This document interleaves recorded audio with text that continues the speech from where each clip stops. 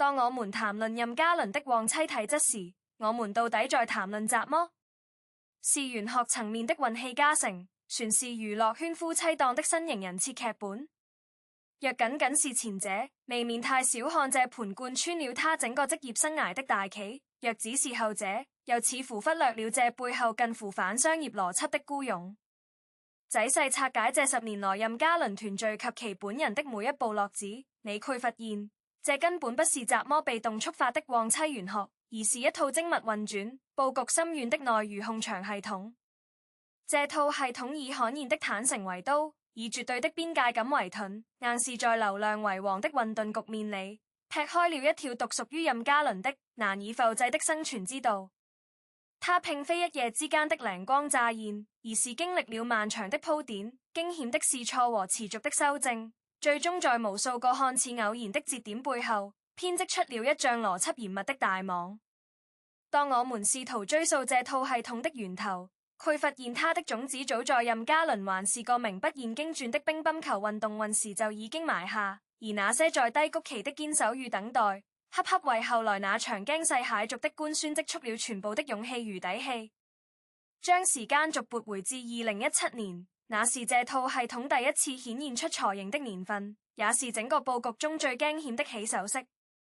彼時大唐榮耀的熱播樣式演廣平王李速的任嘉倫一夜之間躋身流量預備役，通告紛至沓來，商業界直水漲船高。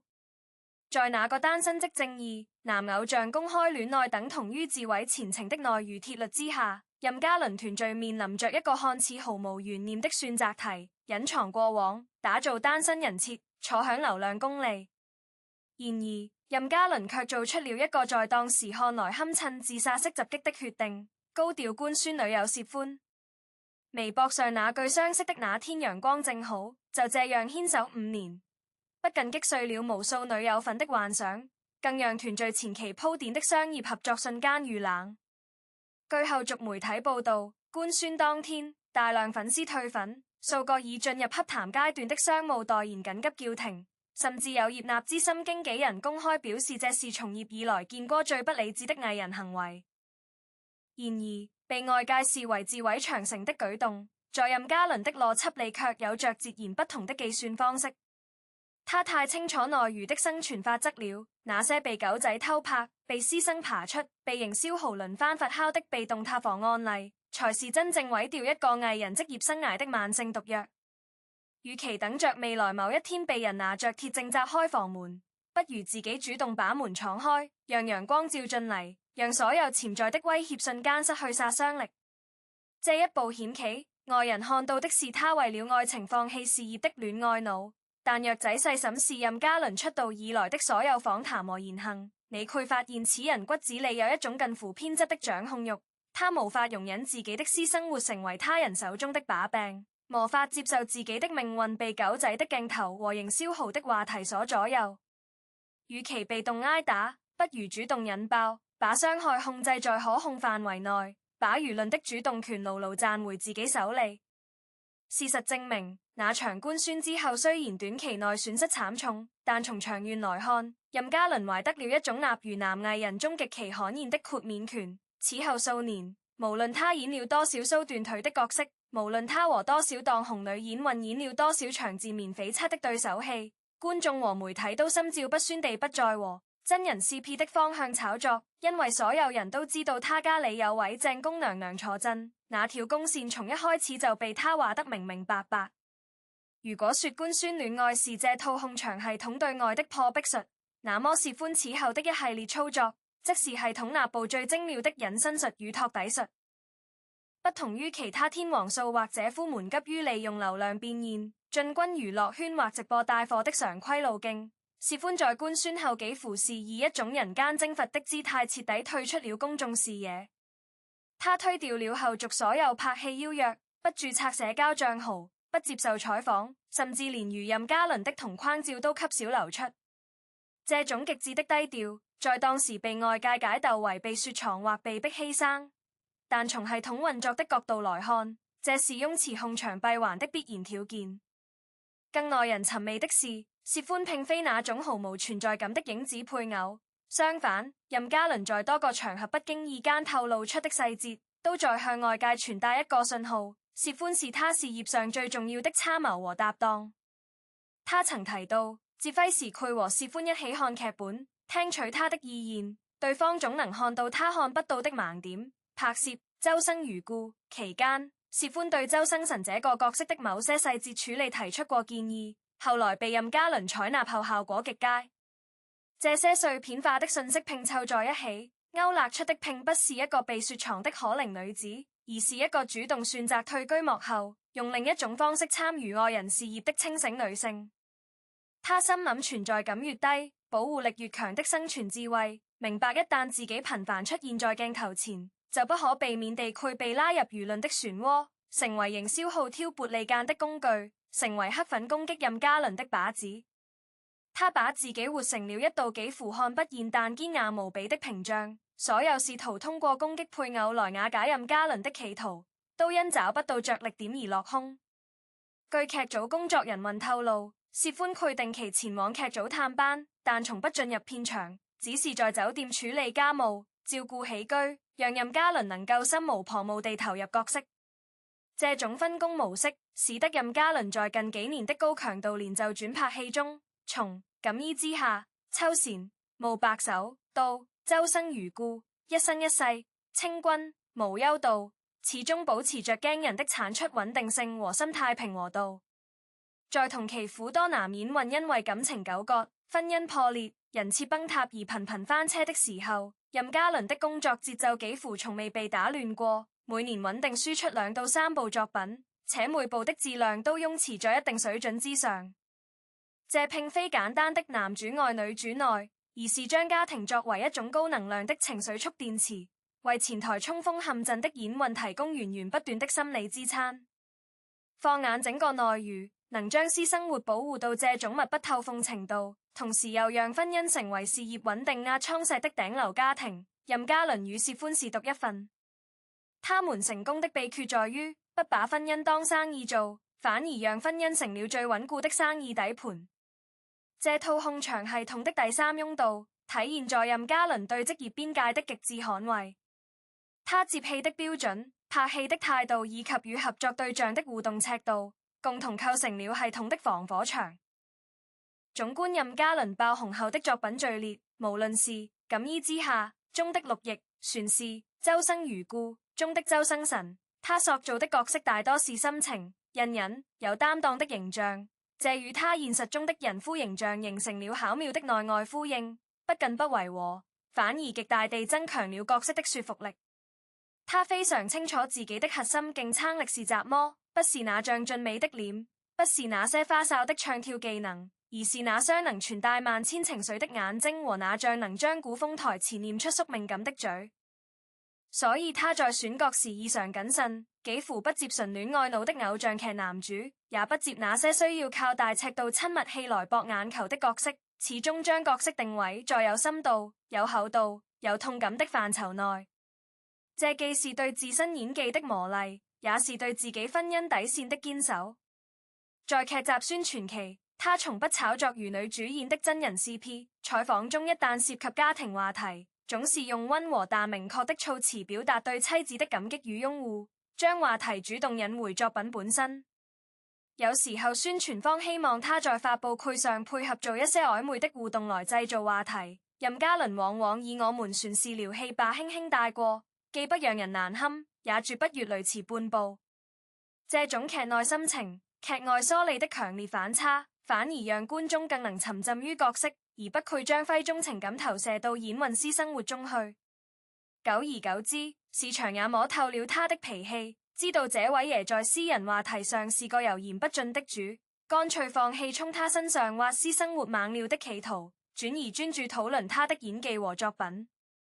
這套防火牆的另一個巧妙之處在於，他既保護了任嘉倫自己，也保護了合作的女演運，因為沒有人會無聊到去編造一個有婦之夫和搭檔的緋聞，女演員們也不必擔心被捆綁炒作後遭到男方粉絲的圍攻，大家都能乾淨體面地完成工作，既專業又高效。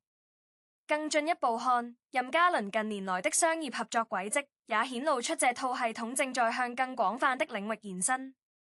2025年8月，青島百年國貨品牌廬山飲料正式官宣任嘉倫為首位品牌代言人。這場合作從網絡呼聲到簽約落地，僅用了1個月時間，被媒體譽為聽勸營銷的典範。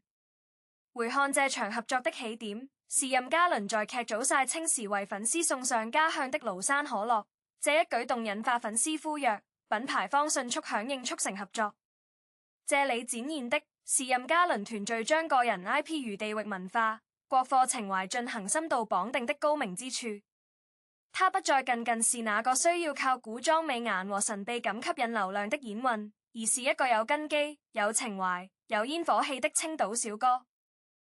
這種形象的延展，使得他的商業界直跳出了單純的流量轉換邏輯，附着上了情感與文化的厚重感。從早期代言的一些快消品牌，到後來逐漸轉向更有國民度、更具文化屬性的品牌，任嘉倫的商業矩陣升級路徑清晰可言。他不再追求代言數量這種尖層的數據比拼，而是追求代言質量和品牌契合度，每一步都在為長久的事業生命週期做鋪墊。耐人尋味的是，2024年6月，任嘉倫官宣與原經紀公司寬瑞世紀合約到期不續約，這被視為其控場系統的又一次關鍵升級。脫離大型經紀公司的全約捆綁，意味着他將以更大的自主權掌控自己的職業生涯。而這套歷經近10年打磨的公開、隱身、守護、嚴肅模式，將成為他單飛後最核心的生存武器。單飛之後，他迅速成立了自己的個人工作室，從選角到宣發到商務，所有環節全部親力親為。這種看似更累的選擇，恰恰是他對控場系統極致追求的自然延伸，因為只有掌握了絕對的決策權，才能確保每一個環節都不偏離最初設定的軌道。他比誰都清楚，這套系統太精密了，精密到任何一個外部力量的粗暴介入都可能將其破壞。只有把方向盤牢牢握在自己手裏，才能繼續在這條少有人走的路上穩穩前行。再嚟復盤這套控場系統的深層運作邏輯，我們會發現一個驚人的事實：任嘉倫團聚其實是在用中局施翁下棋。普通藝人的規劃往往着眼於眼前的3-5年，趁着熱度拼命接戲、接綜藝、接代言、賺快錢、賺流量，等到熱度退去再另尋出路。但任嘉倫的每一步棋，瞄準的都是10年後、20年後，甚至整個職業生涯列速後的大眾評價。他在官宣戀情時損失的那些代言和粉絲，在他看來不過是短期內必須支付的尋味成本，而用這些尋味成本換取的長治久安，才是真正的核心利益。他在妻子薛歡隱身的這些年裡，看似損失了一個可以合體撈金的夫妻檔機會，但換來的卻是家庭氛圍的絕對安寧和情緒的絕對穩定。這不像他算得比誰都清楚。他在拍輝時拒絕炒作 CP， 拒絕消費私生活，看似損失了無數上熱搜的機會，但換來的卻是作為演運而非綜藝加話題加的職業尊嚴。這種尊嚴在時間的浮利下佢不斷增值。更重要的是，這套系統的存在，讓任嘉倫在圈內收穫了極其稀缺的好人緣和好口碑。導演喜歡和他合作，因為他不僅業務能力過硬，而且從不給劇組惹麻煩，不配被狗仔纏身，不配因私生活混亂而影響拍攝進度。投資方喜歡用他，因為他雖然流量不是頂級的，但勝在穩定、安全、不出蛾子，每一部戲的投資回報率都可預期。品牌方也青睞他，因為他代言的東西不配因為某天人設崩塌而連累品牌聲譽。他是一個零風險的合作夥伴。這些看不見的隱形資產，才是這套控場系統真正想要獲取的目標。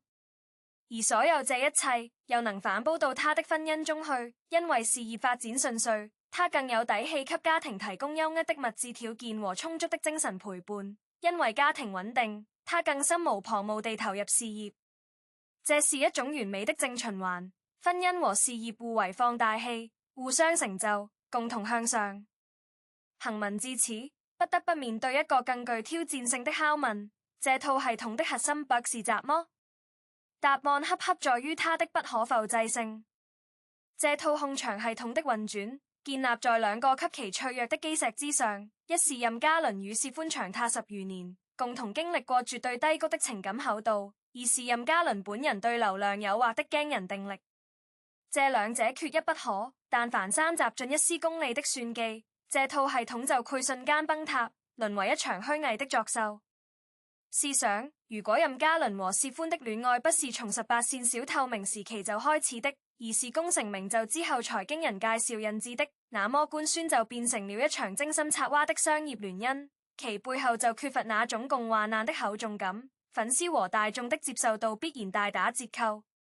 如果任嘉倫在官宣之後，又在綜藝節目中頻繁秀恩愛，帶老婆上節目撈金，那麼隱身術就成了一句笑話，邊界感瞬間消失，大眾的好奇心被吊起來後又得不到滿足，最終只會演變成更猛烈的反噬。如果任嘉倫在拍輝時，一方面以已婚身份拒絕炒作，另一方面又欲拒船型地和女演混搞曖昧來製造話題，那麼防火牆就成了自欺欺人的紙糊屏障，既得罪了妻子也得罪了觀眾。正因為任嘉倫在所有環節上都做到了近乎極致的言行一致，這套系統才能順利運轉近10年而沒有出現重大紕漏。這也解釋了為何納如眾多明星想模仿其路徑，卻往往畫虎不成反類犬，因為大部分人的婚姻本身就是利益結合，經不起人的考驗，也沒有退的底氣。更有甚者，一邊學着人家官宣，一邊又捨不得流量功利，在各種邊界上反覆橫跳，最終落得兩頭不討好的尷尬境地。任嘉倫旺妻的背後藏着的其實是一套近乎理想主義的婚姻觀，照進現實後的範本效應。當一個男人用行動反覆確認家庭是我不可撼動的底線時，市場反而會對這種稀缺的確定性給予褒獎。這與其說是旺妻，不如說是一個成熟有擔當的男人，用漫長的時光和堅定的選擇，將自己活成了旺自己也旺身邊人的格局。他的妻子薛歡表面上看是被旺的那個人，因為丈夫事業蒸蒸日上，家庭衣食無憂，但實際上薛歡本身就是這套系統不可或缺的核心組件，沒有他的高度配合與清醒自持，這套系統根本無從談起。所以與其說任嘉倫旺妻，不如說他們夫妻二人共同旺了這個家，旺了彼此的事業。這是一種基於互相成全、雙向奔赴的高級共生關係。最後，讓我們跳出對任嘉倫個人的聚焦，把目光投向更廣闊的社區文化背景中去審視這套控場系統的意義。在當下這個內娛頻繁翻車、偶像批量塌房的時代，公眾對明星的道德期待已經降到了極低點，只要不違法犯罪、不突破底線，大眾基本都能寬容以待。然而，任嘉倫的出現卻提供了一種近乎奢侈品級別的稀缺樣本，一個頂流男藝人，不僅沒有在名利場中迷失自我，反而將婚姻經營成了事業的發動機，將家庭守護成了輿論風暴中的諾亞方舟。這種現象之所以引起如此廣泛的討論和羨慕，恰恰說明大眾內心深處的某種集體渴望。我們渴望看到深情不被辜負的現實版本，渴望相信事業與家庭可以兼得，並非童話。渴望在娛樂圈這片充斥着算計與背叛的名利場上，船能找到一個讓人願意相信愛情的活生生的例子。任嘉倫和薛歡用近10年的默契配合，給了這個渴望一個具體的、可觸摸的回應。但我們也必須清醒地認識到，這只是一個樣本，且是一個條件極為苛刻的樣本。它無法也不應該成為衡量其他藝人的道德標尺。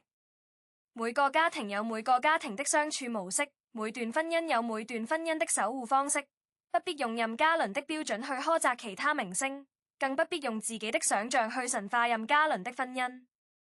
明星也是普通人，他們也有爭吵，有矛盾，有疲憊，有脆弱，只是這些沒有被我們看到疲了。